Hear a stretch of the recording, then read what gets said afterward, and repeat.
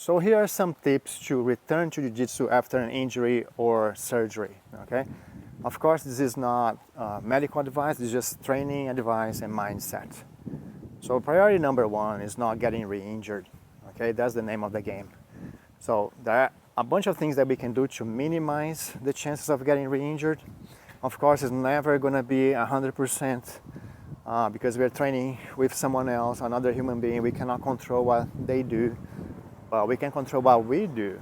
One of the things that we can do first, I always tell my students, after a surgery or a big injury, just go to class and view Jiu-Jitsu as a workout, okay? Get back in shape, because you have been out a few months, you're probably out of shape.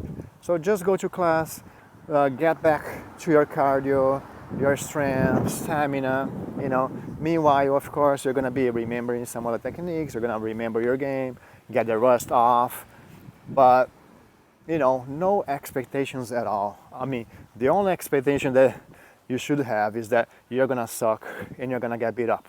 Your guard will get passed, you will get mounted, you're gonna get submitted by lower belts, and that's absolutely normal, okay? Don't expect too much.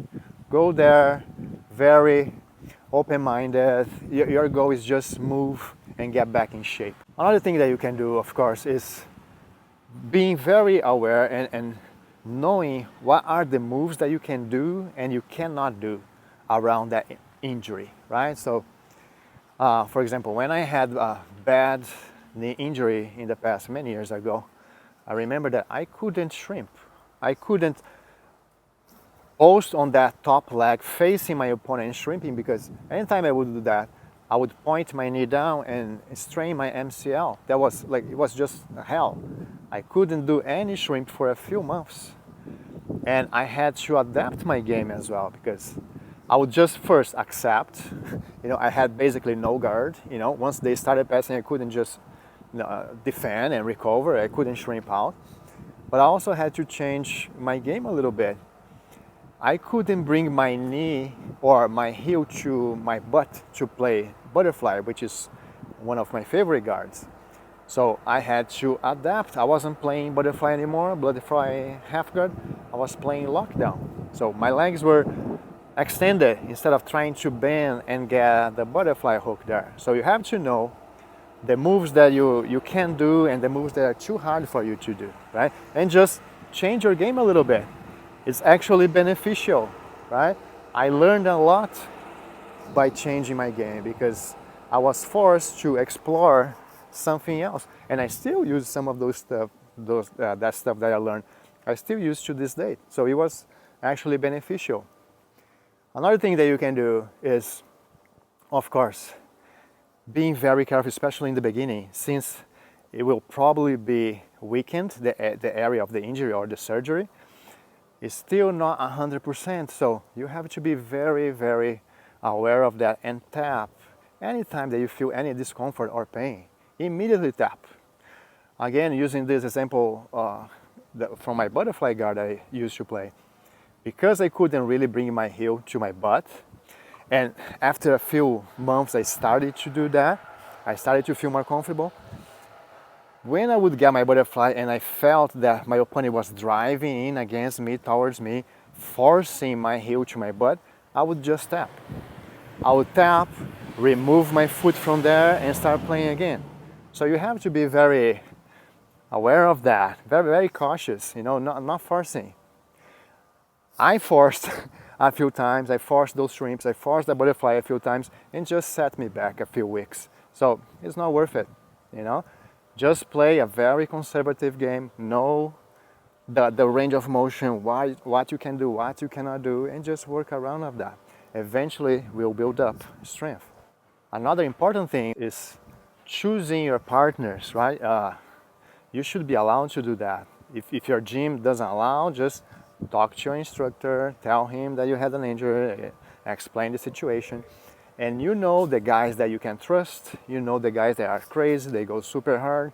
So initially, of course, choose your partners and tell them, remind them every single row, remind them that you are hurt, that you're gonna tap if you feel any strain, any pain on the whatever you are hurt, right? So you gotta remind them every single time, every single row. And by choosing the right partners, you minimize the chance of getting hurt.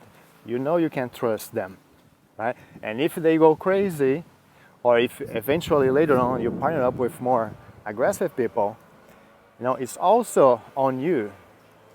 You can tap anytime, you can say to stop the row, you can sit out for a round, or you just, you know, take care of yourself and you don't have to follow their pace. You play your game at your own pace. Okay, I tell this to my students too. I had one guy that just came back from a shoulder surgery. You know, he was out for 6 months. Now his bicep tendon is fully attached, his rotator cuff is fully attached. And I told him, look, if they go crazy, okay, you just play your defensive game. You don't have to follow their pace. And you can even stop and say, oh, look, I'm not feeling good. You know, I'm still injured. I think we're going too hard. I'm going to sit out. Or ask them to slow the fuck down, okay? If they don't, then you sit out. You don't have to accept that game, okay? Until, of course, you're fully recovered. And this guy that I'm talking about, he's one of my black belts. He's ultra aggressive, okay? He likes to go hard. So he has to retrain, rewire his brain a little bit to start going slow. He likes to go hard because that's what makes him feel alive. Jiu-jitsu for him is his therapy, right? So that's actually one of the reasons why he got hurt. Going too hard, the guy sprawled over his shoulder and messed up his shoulder.